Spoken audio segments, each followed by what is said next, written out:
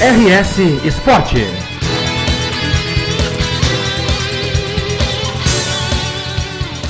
Estamos aqui na Arena do Grêmio para acompanhar o jogo da 7ª rodada do Campeonato Brasileiro. Grêmio e Atlético Paranaense. A diferença entre os dois é 7 pontos, porque na 6ª rodada o Atlético Paranaense acabou como o primeiro colocado do Brasileirão e o Grêmio acabou na 12ª posição. A cereja do bolo do Atlético Paranaense é a sua vitória contra o Atlético Mineiro na sua casa por 1-0. E a cereja do bolo gremista é a vitória de 3-1 contra o Corinthians aqui mesmo na Arena.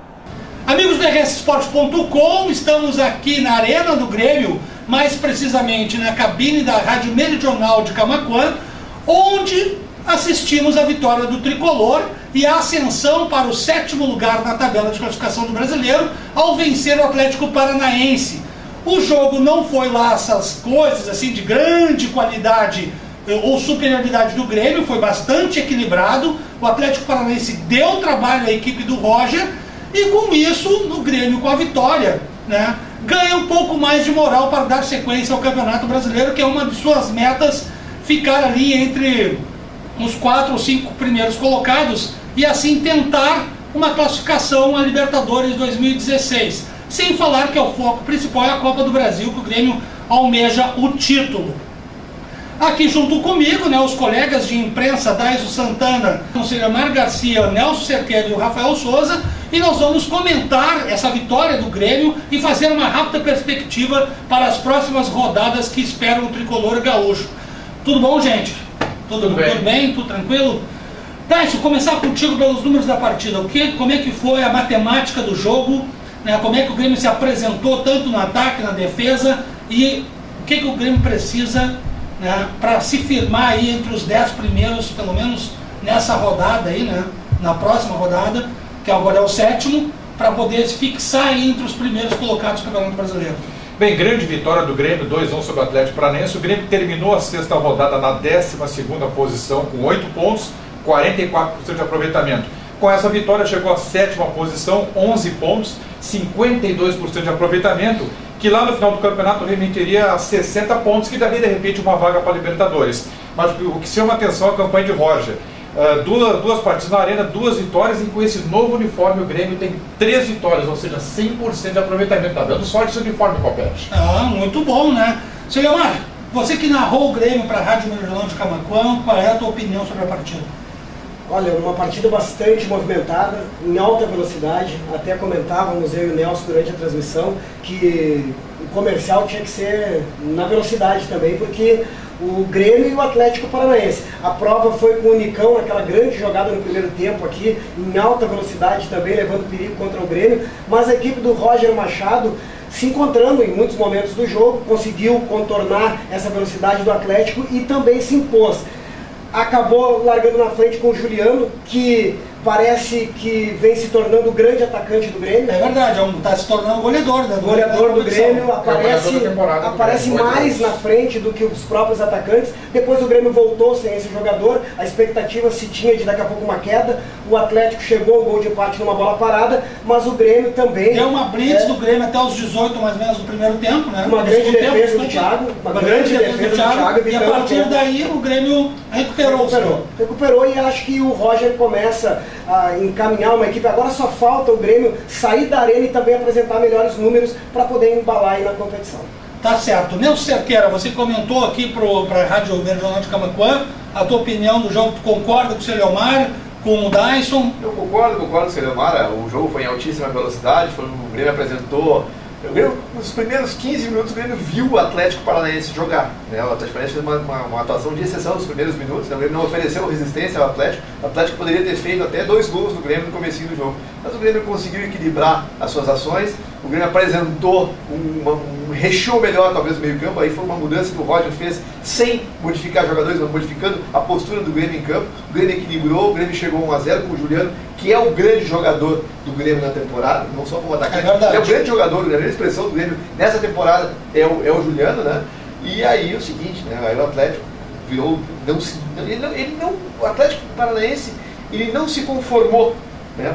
Nunca com a derrota, né? E aí foi para o intervalo, voltou, impôs o jogo novamente, o Grêmio propôs o jogo, o Atlético começou a propor o jogo, equilibrou, empatou, e aí o Grêmio já tinha perdido o Juliano por lesão, saiu o Roger, perdeu o talento, eu comentei na jornada, tem que ser uma bola parada, e na bola parada o Grêmio conseguiu, e o Grêmio mais que conseguiu o gol, após conseguir o gol, maniou o Atlético de uma maneira que o Atlético não conseguiu, lutou, tá de parabéns o Atlético Paranaense, fazendo uma grande figura nesse Campeonato Brasileiro, mas o Grêmio foi superior, e mereceu a vitória, numa partida que poderia ter tido qualquer resultado. Até pelo Campeonato Paranaense que o Atlético fez, foi terrível, né? E se esperava assim uma campanha horrorosa do Atlético, mas aí o clube reforçou o time e está fazendo uma bela campanha, é verdade. É surpreendente, o Atlético Paranaense é uma das equipes, Atlético Paranaense e a Ponte Preta são as equipes mais surpreendentes. Recife, né?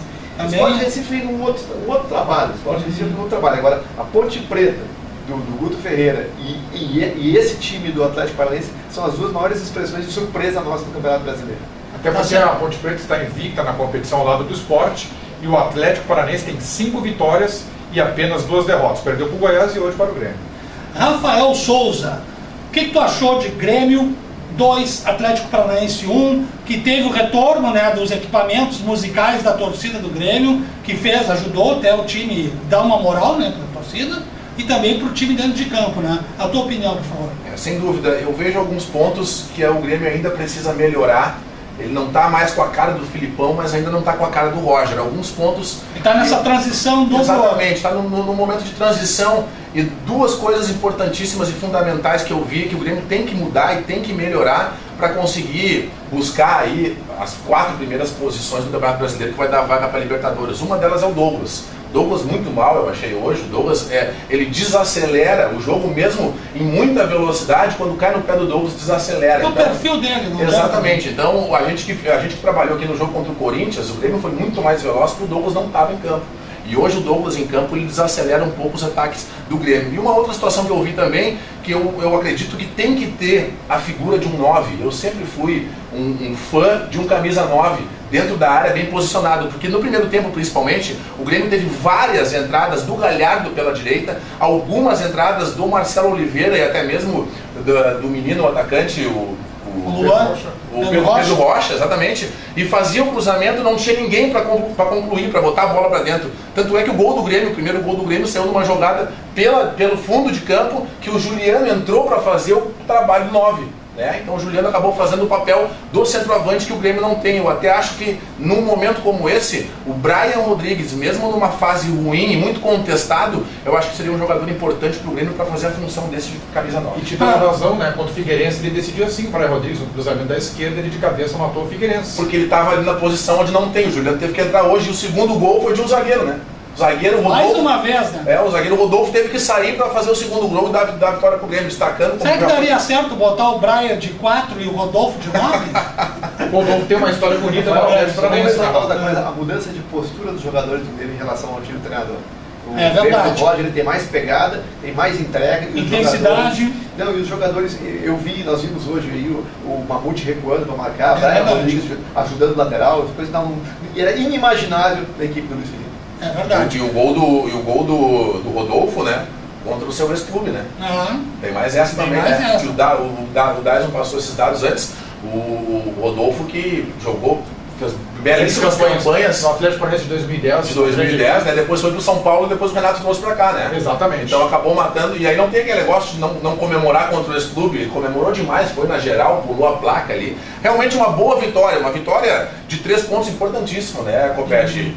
Não vejo uma excelente atuação, mas um campeonato brasileiro de um nível técnico um pouco abaixo do esperado, eu acho que uma vitória de 3 pontos em casa é obrigação. E se o Grêmio vai mal fora de casa na Arena, 3 vitórias e empate. Patou com a Ponte Preta, mas bateu Figueirense e Corinthians e hoje o Atlético Paranaense.